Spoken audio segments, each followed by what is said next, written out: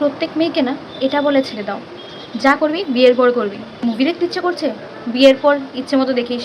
Late night ওর বেড়াতে ইচ্ছে করছে, বিয়ের পর জামাইয়ের সাথে দেখিস। একটা সময় যখন নাকি ওই বিয়ের পর টাইমটা অন্যরকম হয় না, ও যখন একটা রিয়ালিটি চেক পায় না ওই জায়গাটাতে, দ্যাট হিটস সো হার্ড যে ওর নিজের সেলফ এস্টিমটাকে ও একদিন হারিয়ে ফেলে।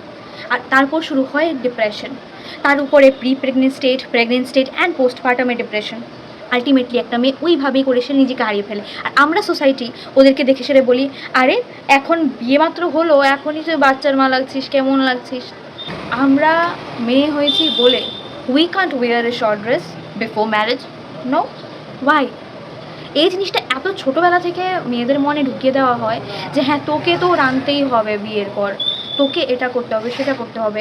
তারপর যখন নাকি একটা মেয়ে সে ড্রিমসগুলো দেখতে শুরু করে নিজের ব্যাপারে, যে হ্যাঁ বিয়ের পর হয়তো বা কাজও করতে হবে, কিন্তু সঙ্গে সঙ্গে হয়তো বা ওদের ফ্রিডমটা both financially and through presence দেওয়া হবে।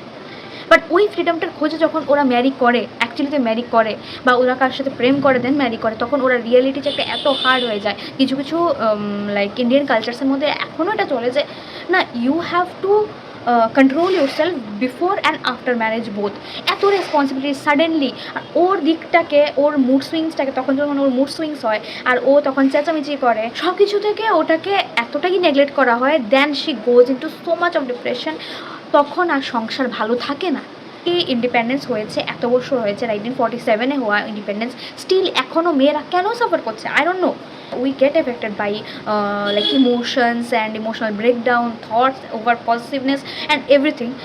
অ্যান্ড সেটাকে আমি জানি না কেন প্রত্যেকটা ফ্যামিলিতে, ইভেন কি আমি বলবো না সেটাতে ওমেনের অবদান নেই, অবভিয়াসলি মেয়ে লোকেদের ওই জিনিসটার মধ্যে অবদান আছে যে আমি যেহেতু ভালো থাকিনি আমি আমার ছেলের বউকে ভালো থাকতে দেবো না, আমি যেহেতু ভালো থাকিনি আমি আমার মেয়েটাকে ওইভাবে বুঝাবো ঠিকই যে এমন কিন্তু মানে নিজের জন্য নিজে লড়াই করিস, সব কিছু করিস। কিন্তু একটা সময় যখন বিয়ের পরে ওই বাড়িতে গিয়ে সেটা সে অ্যাডজাস্ট করতে পারে না, তখন ওর নিজের বাড়ি থেকে ওই রকম সাজেশন আসে যে তুই অ্যাডজাস্ট করতে পারিস না, কেন অ্যাডজাস্ট করতে পারিস না? আমরা সময় তো আমরা এরকম করতাম, করতে হয় এগুলো, কিন্তু কেন করতে হয়? লাইক আমি এটা জানি না যে কি করে সেটাকে ইমপ্রুভ করা দরকার।